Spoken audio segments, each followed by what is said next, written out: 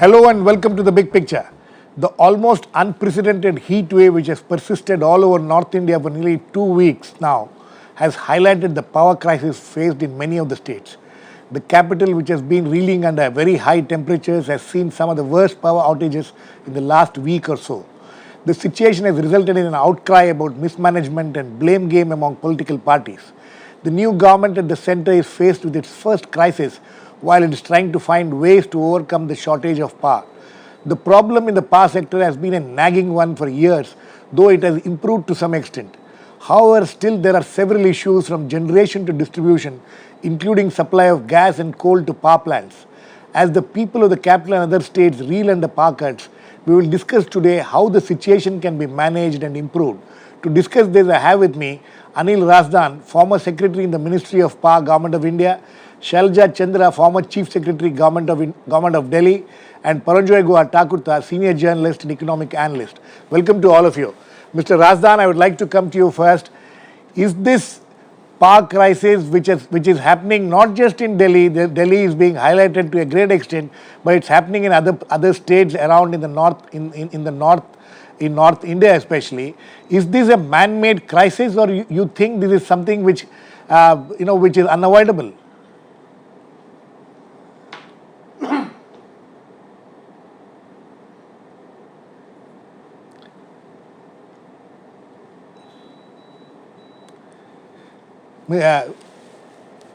No, I don't want to start again. What happened here? Check up and get back.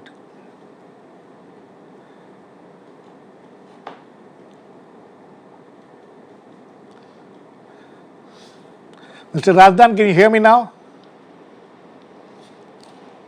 Yes, I can hear you now. Oh, sir, did you hear the introduction? Just first sentence. Okay, sir. We will start again. Okay.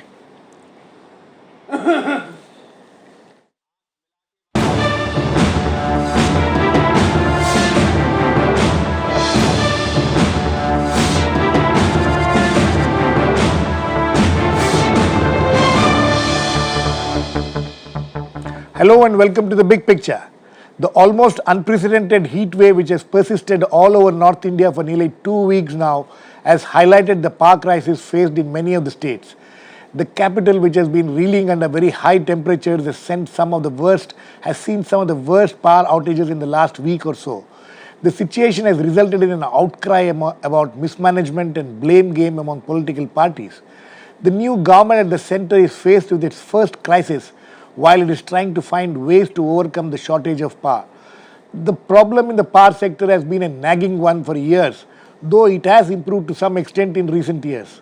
However, still there are several issues from generation to distribution, including supply of gas and coal to power plants. As the people of the capital and other states reel under power cuts, we will discuss today how can the situation be managed and improved.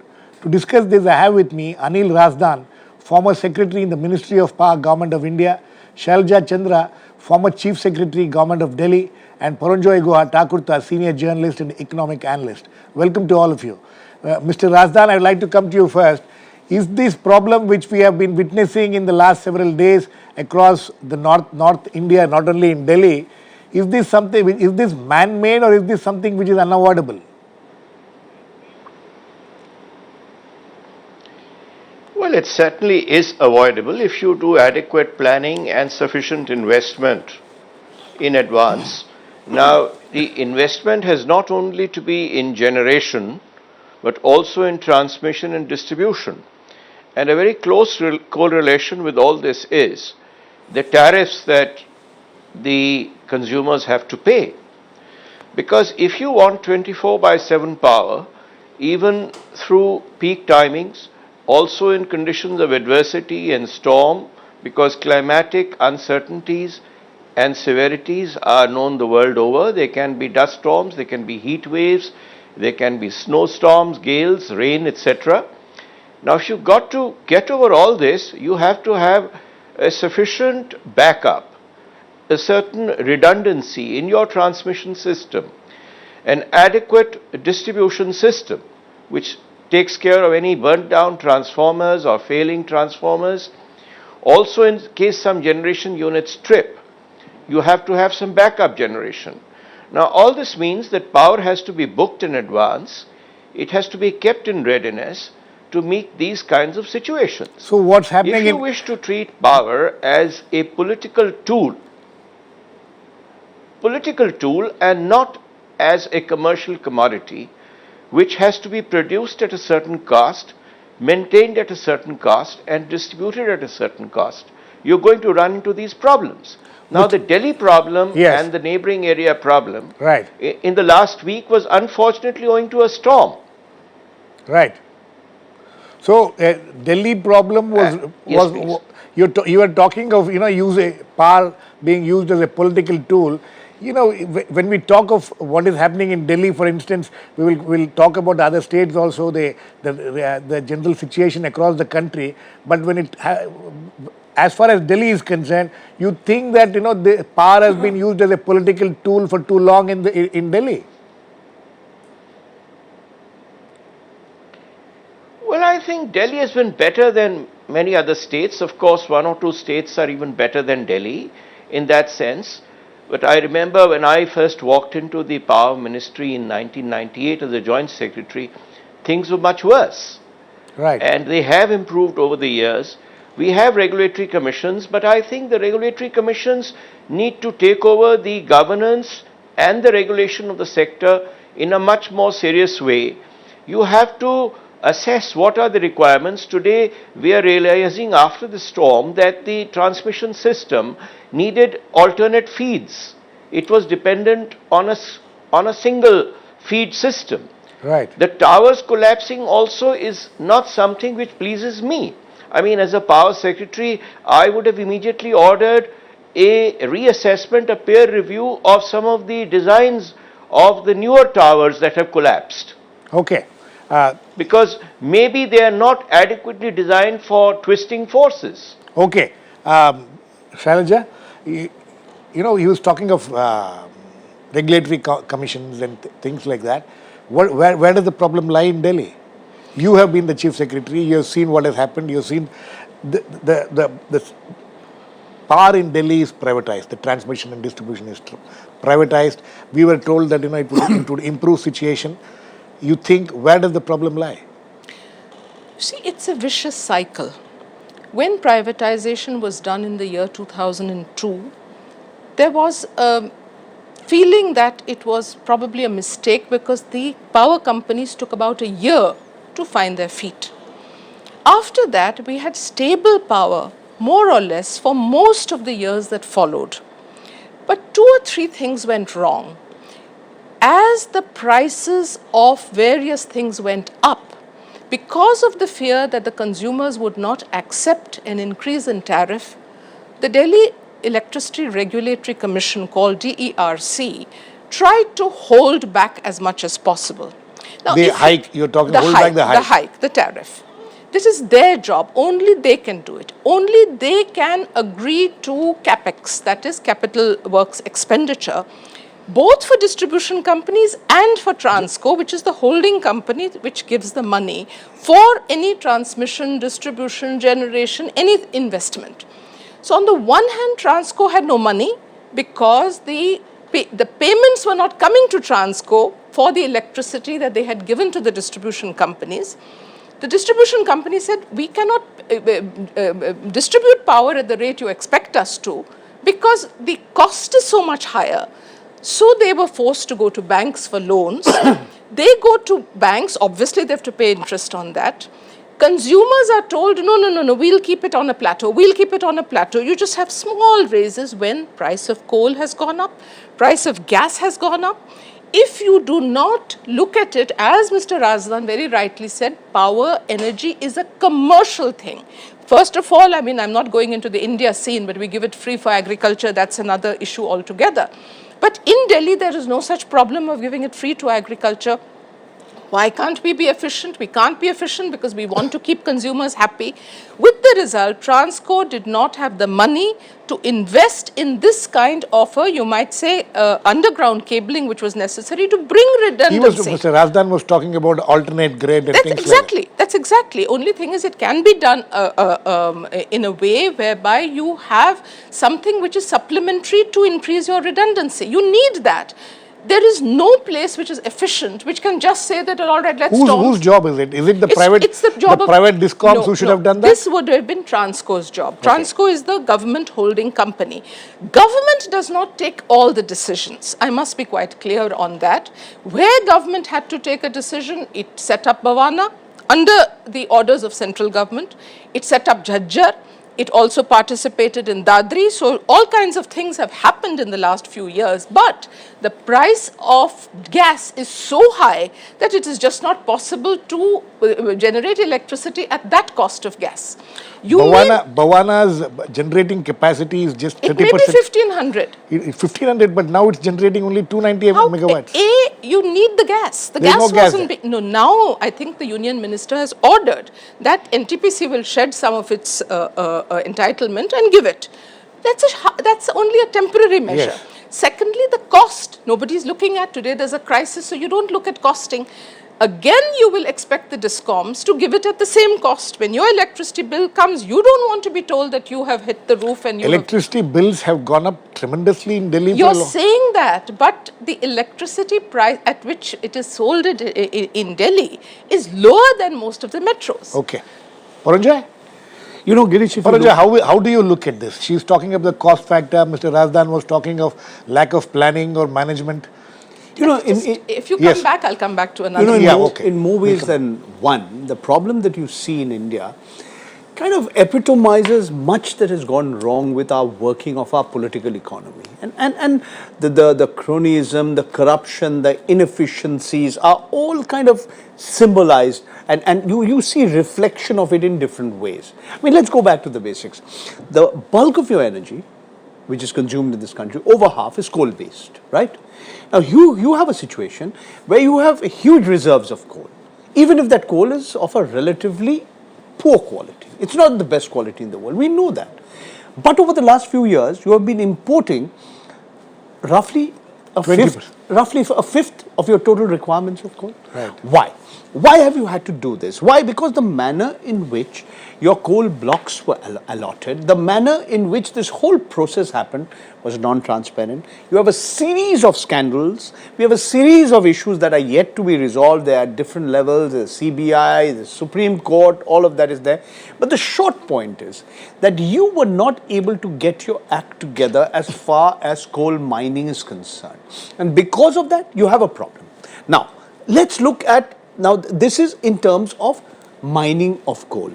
Let's look at actually, here you have a public sector undertaking called the National Thermal Power Corporation, which is one of the best, not only in this country, in the world. Okay, we call it a Navratna.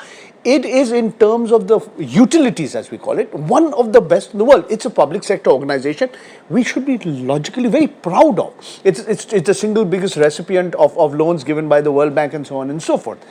But the NTPC, you know, it's working, you know, it cannot be an island of excellence in a sea of inefficiencies and corruption. Look at it all over the country today.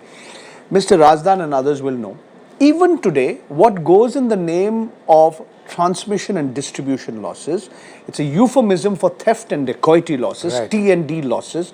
They vary from between a fifth and the fourth of the total electricity that's being generated. So, the fact is that you have rampant corruption. It's across the board, not just in Delhi. Now, you said, okay, we are going to privatize, and privatization is the way forward. How did you privatize? Many would have argued that we should have started by privatizing the transmission and distribution systems. Because, okay, that's one way we can reduce the theft of electricity and reduce. What did we instead do? We were so enamored of Enron in the 90s that we went ahead and went in, and we have a huge white elephant. Enron is a dirty word today the world over. We have a still huge white elephant in Dabhol, the Ratnagiri Power Company, and it's the minister has said that some of the gas is going to be diverted from Dabhol to Delhi now. But here we have a white NTPC is elephant going to on get us. it. And this, Mr. Jaswant Singh, as the finance minister, signed that counter guarantee for the wall in the 13-day government of Mr. Vajpayee in May 1996. Okay, so in more ways than one, we've messed up everything. We messed up everything. We know we are an energy short country. I grew up in Kolkata, where I got used to a city which didn't have power for half the day. And then we have a situation. So you're saying that, we started wrongly, the privatization process was started wrongly. Absolutely. And that has resulted in whatever has happened. No, we know that power demand peaks in the month of July, May and June and July, because, this is the time when the demand for cooling goes up. But we know. But as Mr. Razdan says, that we have not been planned, we have not We planned for haven't. that. No, we've been talking about non-conventional energy for donkey's years. I mean, China has been so much better than us in using solar energy. In the whole notion of off-grid generation of power, decentralization of power. We've been paying lip service to all these things, but we are today paying the price for faulty planning, inefficiency, corruption. And this is all getting reflected in the problems that people are facing Mr. Razdan, things. Do you think that the things have improved in the last several years? For instance, there is this one piece of statistic which I was saying, which says that in 2008 there was in 2008 the peak deficit was 16.6%. It has come down to 5.4%, and there is also what I was reading was that there is idle park capacity actually in this country, and the problem lies in distribution. Is that where the problem lies? Well, I think you're right. There has been a very substantial improvement. We've come down to single digits, around 5-6% energy and peaking shortage on the country as a whole. Right. Whereas we used to be around 15%. Right. In that situation. Some states are still bad. We're building a national grid. Right. But what Pranoy mentioned, you see, about privatization. Paranjoy. We never privatized generation in the first instance. Right. Yes, Paranjoy, sorry. We were actually, Dabol was an example. I call Dabol a bad hole, probably the other way around. But it was only a generation venture. We've got a lot of private sector into generation. But the distribution end is something, you see, power is a concurrent subject. Right. We have to realize that if the states, we have to get the act together. And those states which have been vigilant, which have been prudent, have added capacities. We've had good states like Tamil Nadu, which does not add capacity, which are in a huge mess at the moment. They've improved things somewhat, but it only happens when Kudunkulam comes up. Right. Coming back to Delhi, you see, Delhi has two options. One is create all the generation within the territory of Delhi. The other is to get generation from other stations. For example, Delhi has its share from Badarpur, it has share from Dadri, it has share from Jhajjar, and also it got from DVC. And there are other sources also, which means that you have to have an efficient delivery system bringing this power into Delhi. That is the other option, because coal cannot be transported in such large quantities efficiently across such a long distance. Right. So it has to be a mix of the two. But I think in Delhi, as Shailaja ji rightly pointed out, we unfortunately through the regulators have been following a very appeasing kind of a path. We created this, I think, a very despicable institution called regulatory assets, that the future generation will pay for our losses today through their efficiencies. Now that has created a mountain of debt on the distribution companies because we did not give them the right tariffs.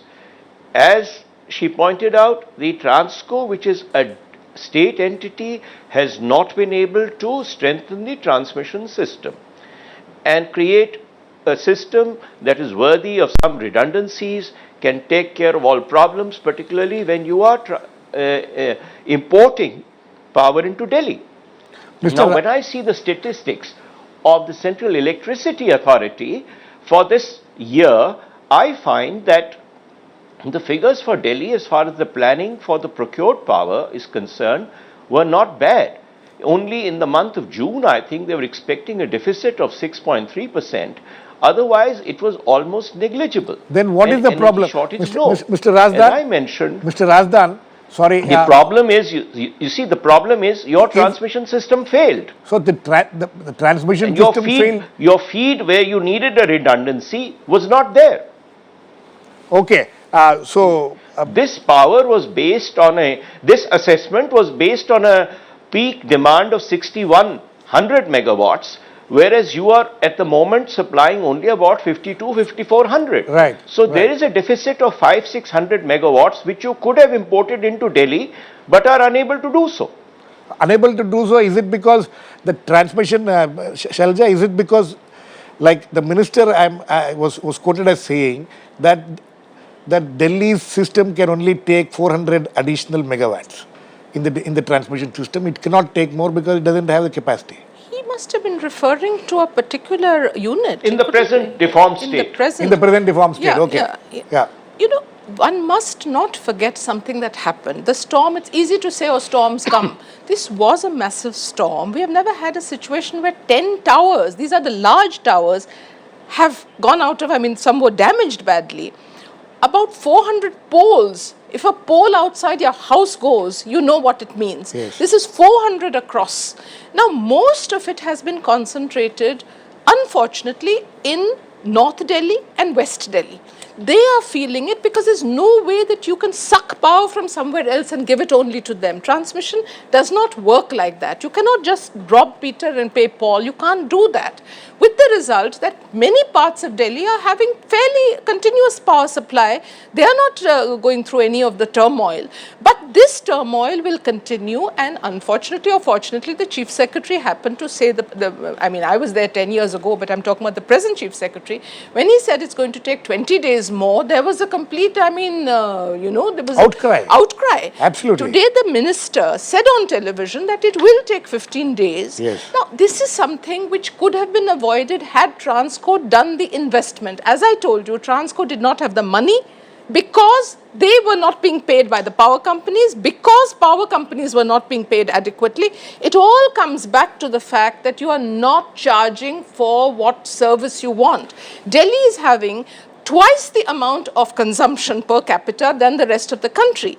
If you want that consumption and you want to run 6 air conditioners, you've got to pay for it.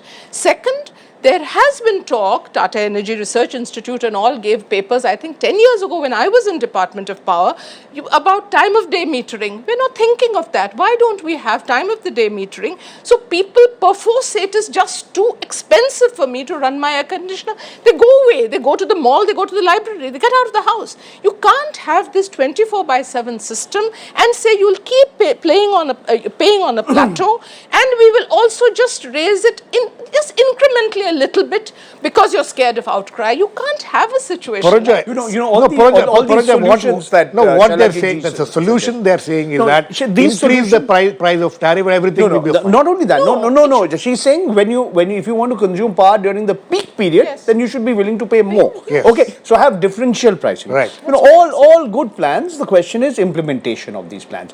Look. In the capital, we may have had an extreme weather situation as a result of which you have a pretty bad problem currently prevailing. What happened, if I remember correctly, about a year and a half ago when the northern grid collapsed?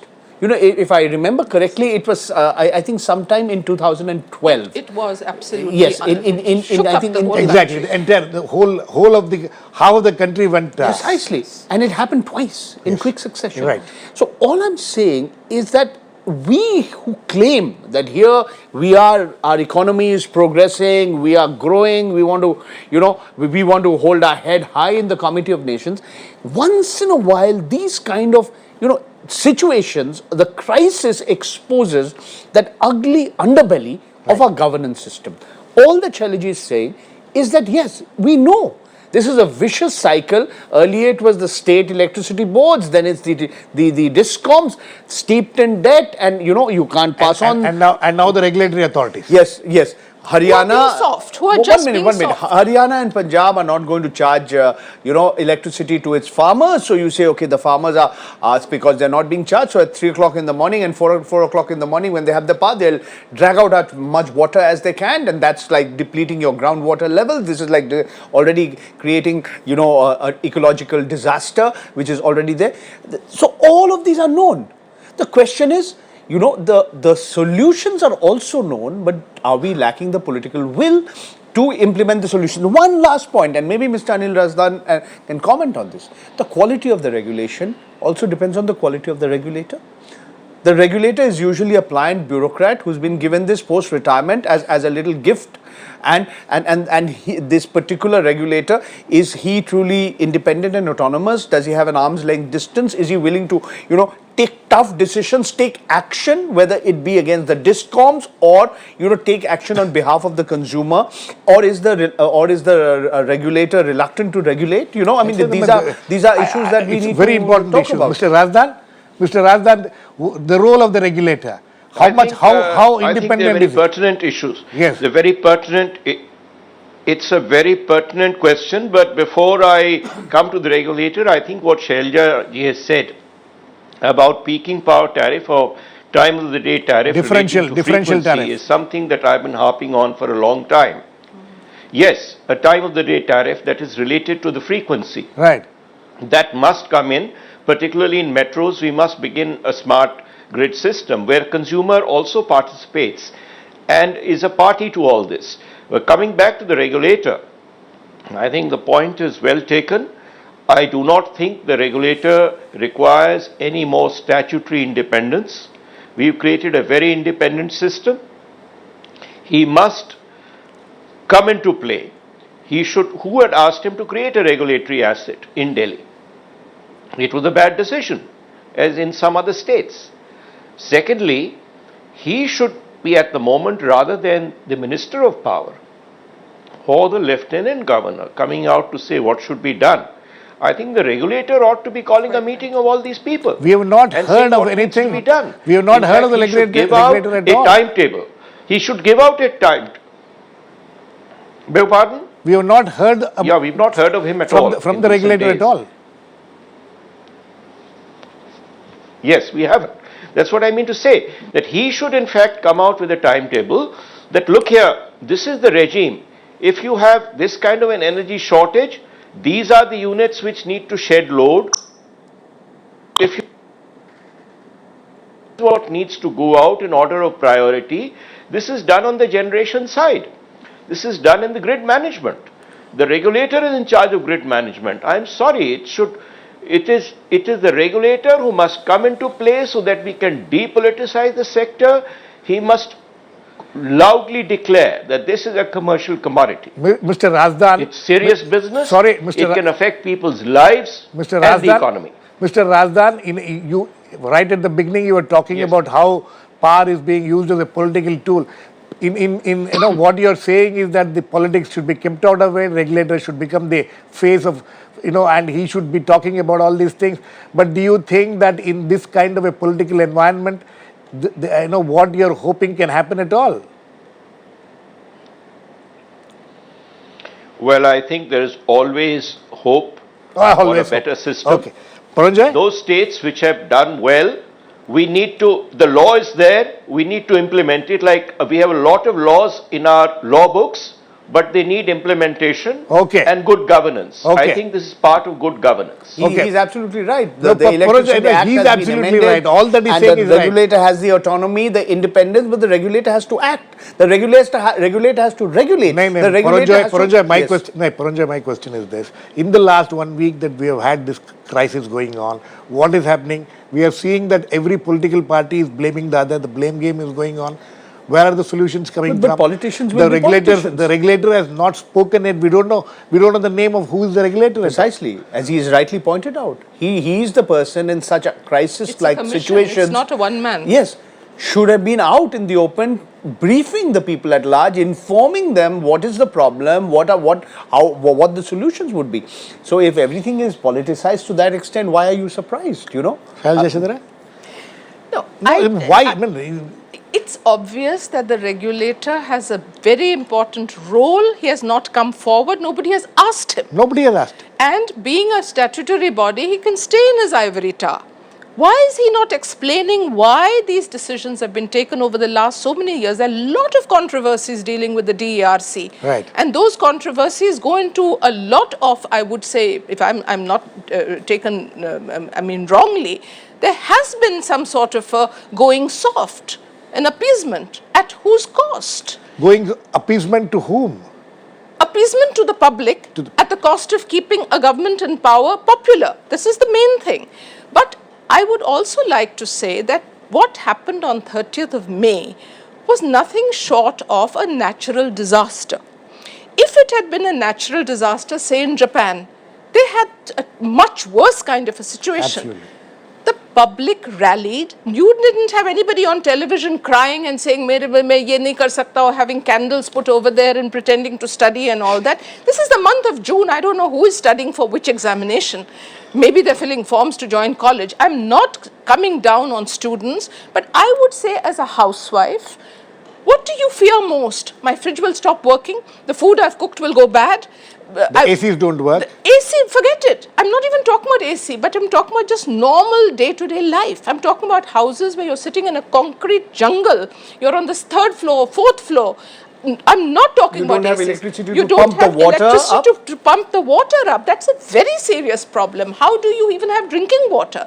I am saying that we should look on it as a disaster, treat it as a disaster, maybe have the kind of langars, kind of cold water supply through Jal Board. These are little things which citizens would appreciate. No, babe, what you're talking is for what is happening in Delhi. Mr. Razdan, very quickly, this is not just a problem of Delhi. We are facing this power crisis is something which is happening all over the country. Final words to you. You think that some of the things which you have heard from the minister now in the last couple of days, some of the statements being made by the government, you think that they are on the right track as far as trying to find a solution to this power crisis, not just in Delhi but across the country?